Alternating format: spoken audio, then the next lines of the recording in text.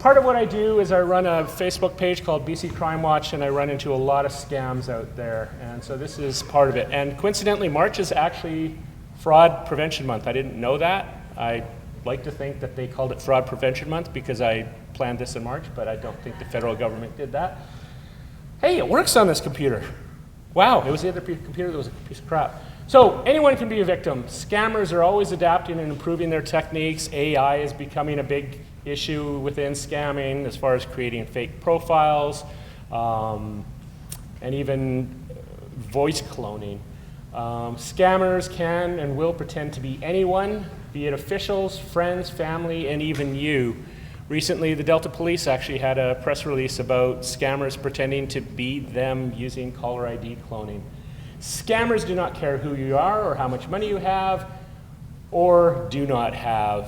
Scammers scammed my brother-in-law, who doesn't really have much, out of $24,000 US, and he was on disability. And it was a romance scam. Scammers exist across multiple channels: social media, snail mail, which is a new thing. Well, it's not new, but it's coming back, online and offline.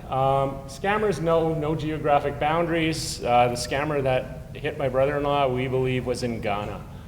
Scammers now use AI to gather information and build identities. So social media profiles, they use AI to scour social media to get all sorts of information. So those little trivia questions you answer, or the things that you post about how Facebook will take away, or you deny Facebook the ability to look at your pictures, that's a scam.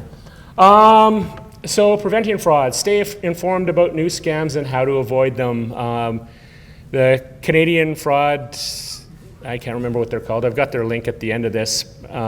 They do a great job. Like I said, BC Crime Watch, I post a lot of stuff on there if you're on Facebook. Always verify unexpected requests or offers before acting. If it feels off, take a step back, investigate further. Avoid oversharing personal and sensitive information online. That's a big one. I look like a friendless leper on social media. Nobody sees my friends except for my friends, and that's only if they're mutual friends. Secure your information, use strong, unique passwords, no pet names. If you have to use a pet name, just replace I's with exclamation marks or ones and A's with @ symbols, that kind of thing. And use multi-factor authentication. That is where you will get a message on your cell phone every time you log into your account from a different device. It can be a pain in the butt, but it can be a lifesaver, particularly with banking. Phishing uses deceptive emails, websites, or text messages. The whole purpose of this is to steal login information. They send you to a fake Interact site.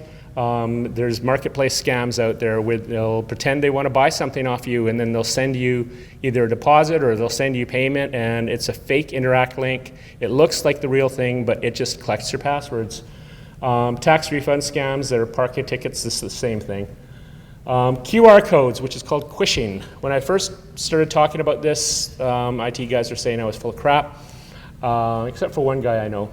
Basically, they can put a sticker over top of an existing QR code. Like if you go to those parking meters, don't use them, because if it says that it's going to install an app on your phone, they can install whatever they want, and then it can steal your data. So they'll install fraudulent apps, malware. They'll redirect you to their own website as opposed to the website that you think you're going to, and they can either use a sticker or completely replace it. I've seen restaurants that have little signs that say pay your bill by scanning this QR code. TD Bank used to have things, and I actually went up to them and said, guys, this is like really stupid. It was, install our app by scanning this QR code. Like, really? Caller ID spoofing, that was just mentioned with the Delta Police. They had somebody mimicking their phone number, and it's happening all across Canada, in fact all across North America and even the world.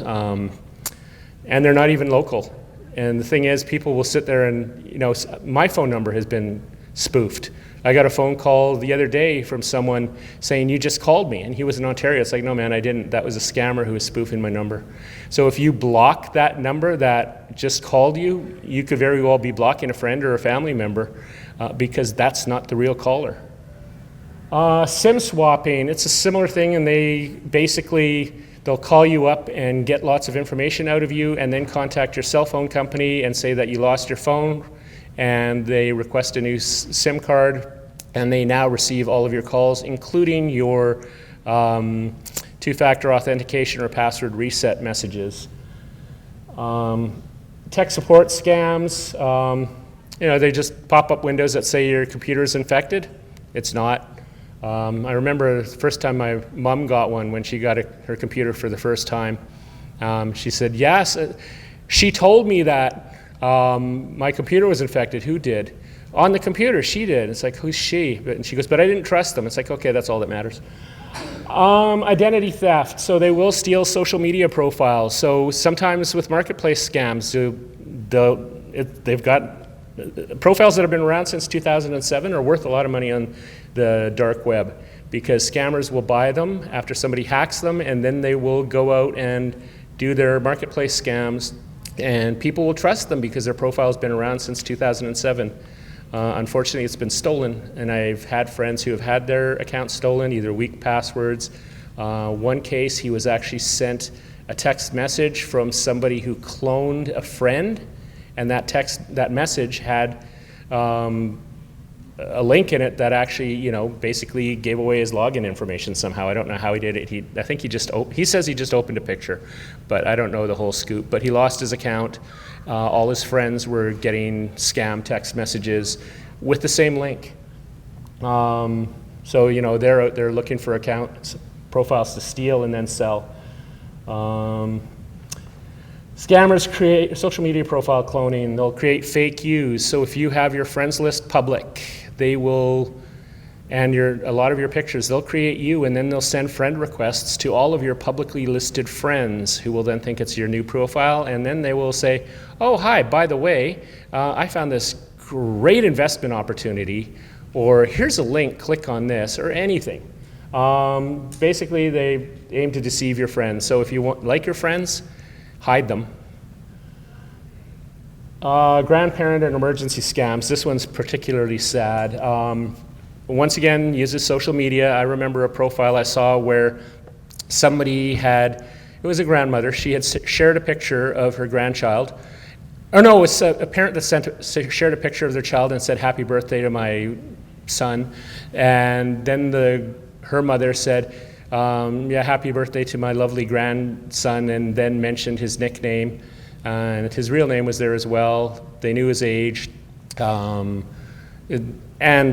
what he looked like. And so that's just asking for somebody to go up to this person and to the grandparent and say, okay, I'm so-and-so, or I'm in trouble, send me money. They may use urgent language or threats to prompt immediate action. They do request secrecy. And like I said, they claim to be in trouble. Scammers target family, friends of all ages. So it's not necessarily just grandparents. Rental scam. As a renter, this is bad. They will pretend to be renting out a house or an apartment, and it's not theirs to rent. They either will not be there, like they're in another country, or sometimes they actually rent out Airbnb units and show them as if they're renting them out. They collect deposits from multiple people. And then people try to move in, and it's like, hold on a second. So red flags, too good to be true, urgent requests, no in-person meetings, always verify ownership, inspect the property, even do a search for the address. And if you find out that it's an Airbnb, there's your sign. Lottery scam, quite similar to all of the other scams. They just, send you a message, even, send you a letter saying you've won. They'll either pretend to send you the money by a fake Interact link, which is phishing, and they'll steal your password, or they'll ask you to pay taxes to claim the non-existent prize. It can be online or snail mail. Very official looking documents. If it seems too good to be true, it is. Investment scams, same thing, promise high levels of return. They sometimes involve, are part of romance scams or pig butchering, which I will get into later. Use professional looking websites. They appear to be legitimate, and they may pressure victims to act quickly to avoid missing out. FOMO is a big thing. Romance catfishing typically occurs on dating sites. Like I said, my brother-in-law, 24,000 USD. Random compliments from fake profiles. I see these all the time where somebody comments on someone's post in social media and says, "Oh, I really love what you just wrote. I looked at your profile and I hope you don't think I'm too forward, but I'd like to be friends with you." And sometimes they pretend to be military or retired police or something like that just to build trust. And they're scammers, and the comments are pretty much identical. And all you have to do is copy and paste that comment into a search bar, and you'll see people with bots with different names making the same comments. And even a friend's widow almost fell for it at one time. It was really sad.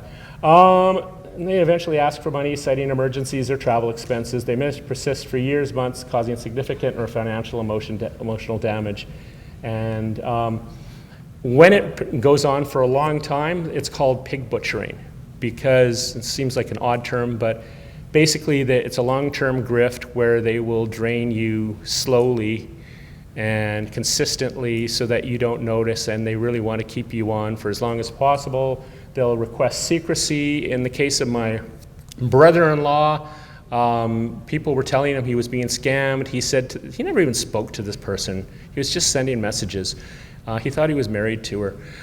So people were obviously telling him, "Look, you're being scammed." And so he brought this forward to her and said, "Why can't we talk?"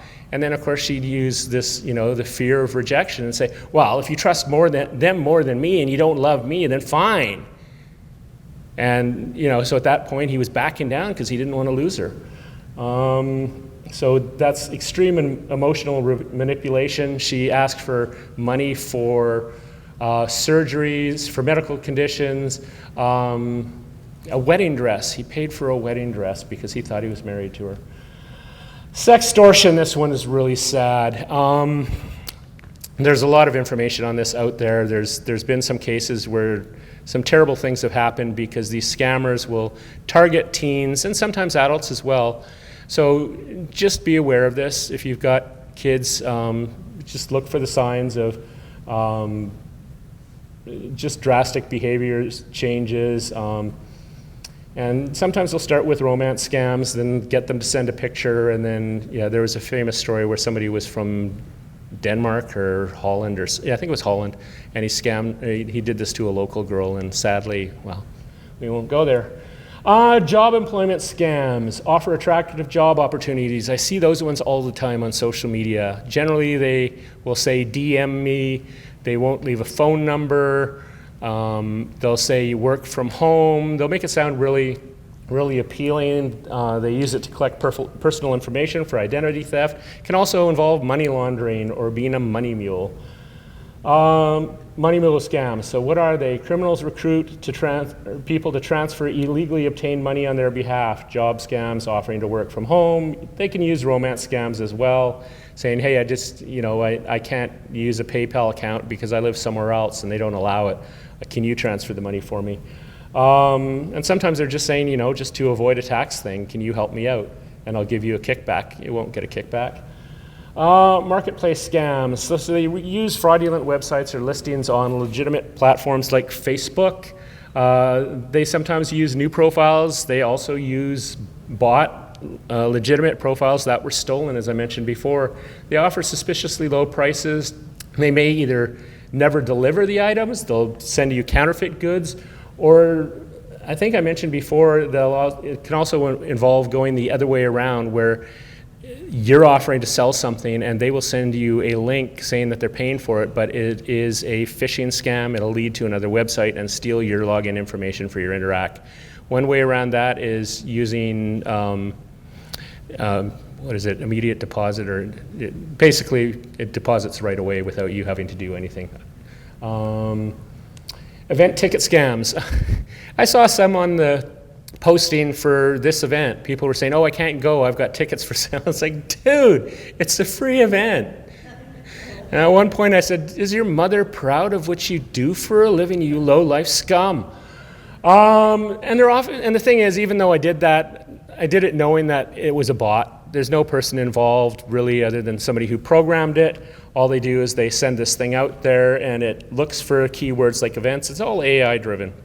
There's even AI bots out there that will communicate with each other. I've seen profiles like this, where they're clearly fake profiles and they're talking to each other and making themselves look real. So once again, new or hacked established profiles, anything to look trustable.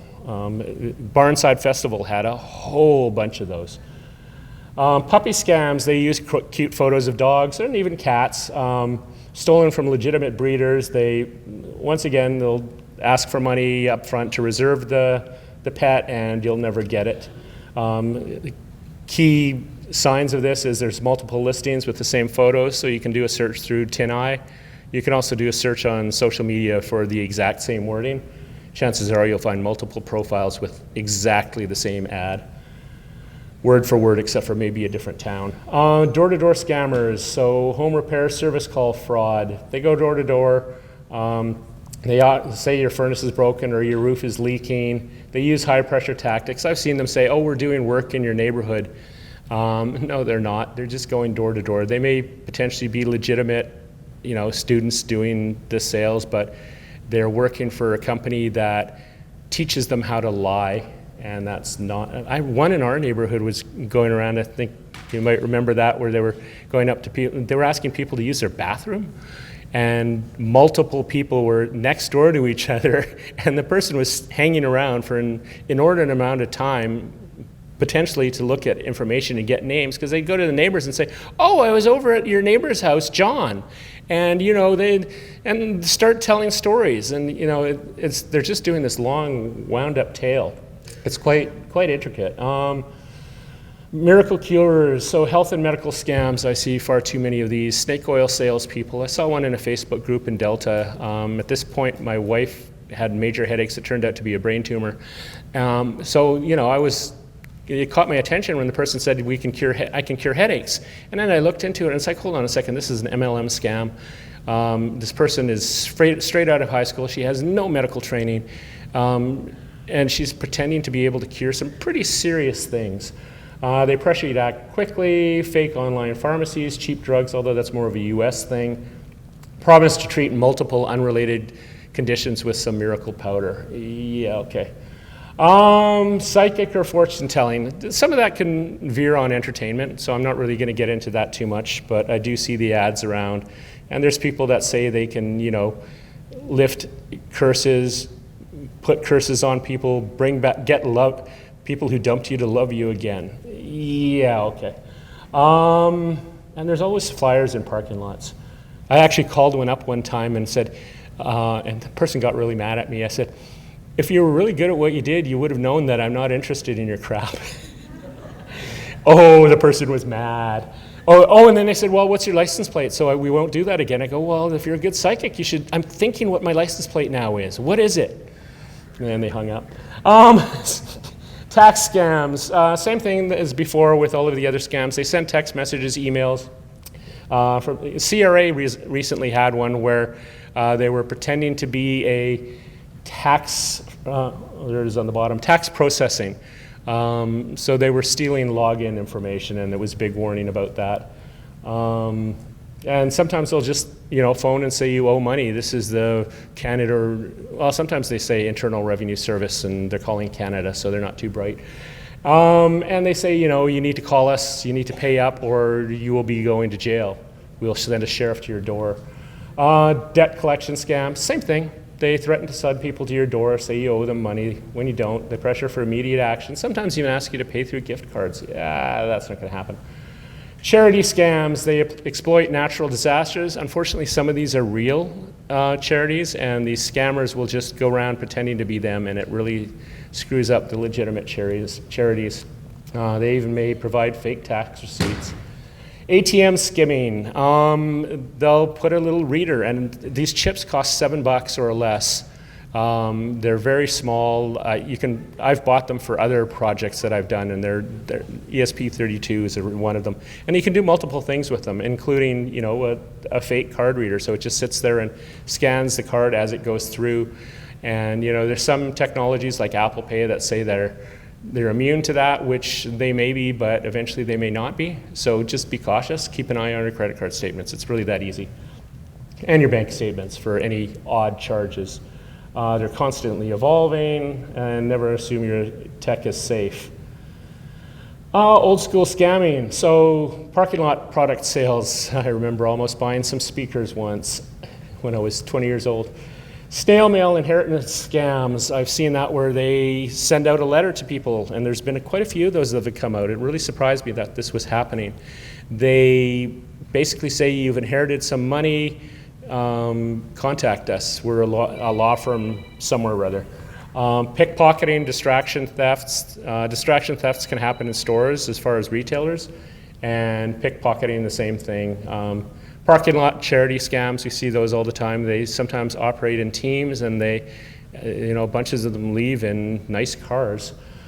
I know there was one at Tawasin that people were posting about. I don't know how legitimate their complaints were, but it seemed legit. 10 signs of a scam. This was originally in the original slide, and I just figured or the trivia slide. So, too good to be true, promises of used rewards, pressures to act fast, urgency attacks or tactics, fear of missing out, just think about it, threats of consequences, if you do not act, claims as such shutting down your bank account, upfront insecure payment requests, so asking for you to pay with gift cards or crypto, for processing fees or unlock fees, poor grammar or weird phrasing, emails with typos, awkward wording, but you know what? Sometimes they actually don't screw up on that. So, and sometimes legitimate businesses actually screw up on spelling. Unsolicited offers, random calls and emails, no verifiable reviews, although there's also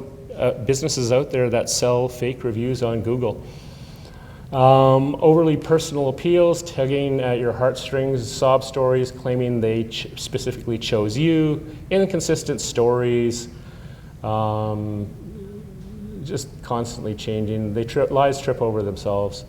Mismatched communication, says it from a big company, but the email doesn't match. Caller ID does not match the company's location, and it's important to note any number can be cloned.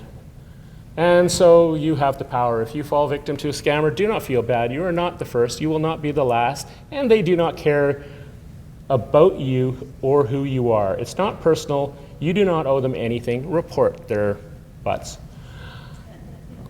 I should have realized there's kids in here. So here's the link. So the Canadian Anti-Fraud Centre, it's got a really long link that's both French and English. I have no idea why they did that. Getcybersafe.gc.ca is a lot easier, but they both have different information, so they're both worth looking at. The RCMP is also doing a lot of stuff recently.